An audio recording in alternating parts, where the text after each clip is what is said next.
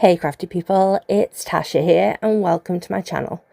Today I'm hopping along with Pear Blossom Press and Brutus Monroe and I'll be making this mermazing double interactive light up shaker card.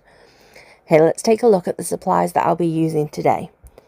I've got one of our halo lights from the halo combo pack with the battery, dome shaker pouches and the interactive stamp and die set, all from Pear Blossom Press. Then I've got the mermazing stamp set and a gorgeous piece of pattern paper from the Coral Reefs paper collection, both from Brutus Monroe. Now I've also pre-selected a circle die to use with my shaker dome, and as always I'll add in other items as we go through creating today's design. Okay, let's start with the background. I'm trimming this paper down to 4 1/4 by 5 1/2 inches. And I'm orienting it in landscape. So it's really important that you plan this before cutting so that your design sits the correct way. Oh, I want to make sure that I've got enough space to fit my button where I want it to go for the halo light. So I'm using the light itself to position my circle die, and then I'm going to run that through my Gemini Junior. Now it's important that you keep both of those pieces that you get when you die cut it. To make it easier for placement, I'm adhering that circle piece onto some scrap cardstock. Then I can check that the dome is going to sit nicely on it, and it just gives me a bit of border to make it easier later on. The best way to fill your shaker is to add your elements onto the background, making sure that they all sit in the centre and avoid those edges. Now I'm using a sequin mix and some gems for my shaker pieces. I want to make sure that I have a generous amount to really make use of that large dome shape. Then I'm peel the release back around halfway so that I can make sure it's well positioned before pressing the exposed adhesive down and pulling out the remainder of the release paper. Now you're going to press it firmly all the way around to make sure that you've got a really good seal, and then just give it a shake to see it in action. Now I'm going to trim down the excess, just leaving me with that border. Okay, let's set that aside and work on the front panel. I want a gold trim inside the cutout. I think it's going to help it all pop, plus it has the added benefit that it's going to cover the lights. So I'm using the next circle size down from my stacking set to cut a hole in this gold metallic cardstock. Then I can adhere it in place with some liquid glue on the back of my panel. Now I want to make sure that I position it as evenly as possible. So I'm leaving the gold on my desk and bringing that front panel down over it so that I can easily see and judge where it is as I place it. My light's going to go next, and this is easy to position with just a piece of double-sided adhesive. I'm making sure that the button is positioned in the right place and then pressing down onto that battery pack switch area to fully adhere it onto my panel.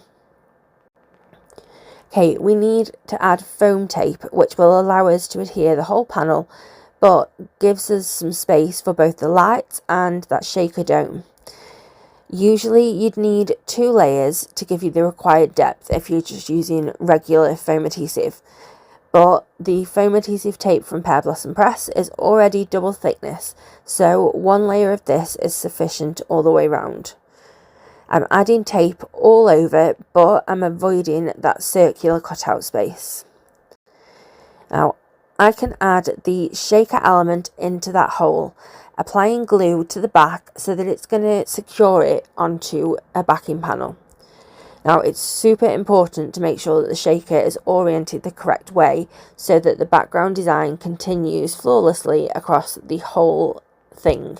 Now once that's all in place, we can give it a quick test to check everything's working and everything is nice and secure. Okay, let's set that all aside and work on our mermaid next. I've added the mermaid and a couple of accessories onto my mini Misty, along with some Nina Solar White, and I'm stamping those images using VersaFine Onyx Black ink. Now this is a pigment ink which takes a little longer to dry, so it's perfect for heat embossing. So I can cover that all with clear gloss superfine embossing powder from Wow and then heat set it. For my sentiment, I've loaded that onto my mini Misty as well, but this time I'm stamping onto some of Pear Blossom Press's vellum using Wow's Ultimate ink pad and embossing with polished gold superfine, which matches that gold trim of our background nicely. Now, we are in the middle of a heat wave here in the UK. It's so hot. In fact, temperatures inside my house actually hit 36 degrees this day. So my inclusion of heat embossing shows my dedication to my craft. Now I'm going to colour my mermaid in with Copic markers, and I've opted for some recognisable colours today. It's a classic colour combination for a mermaid and I just couldn't resist.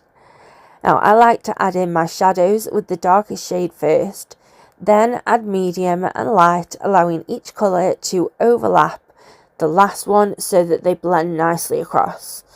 And you always want to follow the direction of the image when you're adding your shadows and highlights. Now, once I've blended all of those colours, I can go back in to reinforce those shadows until I'm happy with how it looks. Okay, whilst I'm colouring away, now is a great time to talk to you about today's hop, as we have got, of course, a fabulous giveaway to go alongside it. We're going to be selecting 2 winners. One will receive $25 to Pear Blossom Press and the other will get $25 to Brutus Monroe. Now you can enter the giveaway at the link below in my description. We've got so much gorgeous inspiration from both design teams to share today, and we don't want you to miss any of it. So to make it super easy, we've created a playlist that features all of the videos in today's hop. This is also linked in my description below, as well as at the end of my video today. Now, if you're new to my channel, then please consider subscribing and hit that bell so you'll always be notified when I post.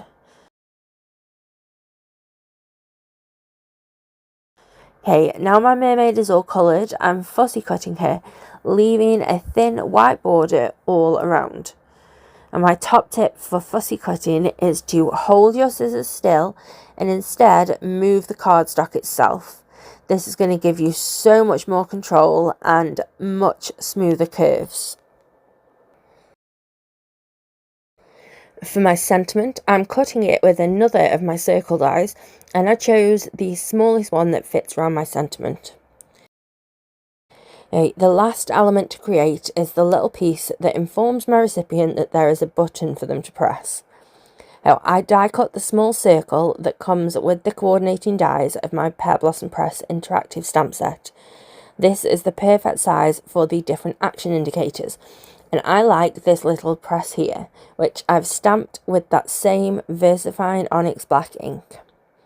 Okay, now we can assemble all of these pieces. I'm adding the button with some liquid adhesive, making sure it's positioned over the correct spot. Then I'm adding tiny dots of glue, strategically hiding them behind the embossed sentiment so that I can adhere it onto my card without any of the glue showing through that vellum. And my mermaid will sit partially against that shaker dome, so I'm adding foam adhesive down one side and some liquid adhesive on the other before sitting her in place. Now I'm actually adding a little bit more foam adhesive now that I can see exactly where I need to add some more support. This is quite a bulky card. If you want to keep it to a slightly thinner profile, then you can try the flatter shaker pouches that Pear Blossom Press also carry. Now, to finish off my design, I'm adding some more of those emerald gems that I put inside the shaker. I'm keeping to odd numbers and creating a visual triangle to draw the eye in. And that's it. I hope that you enjoyed my tutorial for creating this amazing double interactive light up shaker card. All of the products that I used in today's project are listed and linked below. Let me know what you think about today's card in the comments below, and don't forget to enter the giveaway using the link in my description box. Thank you for spending this time with me today. I hope you have a lovely, happy, safe and wonderful week. Stay crafty. Bye.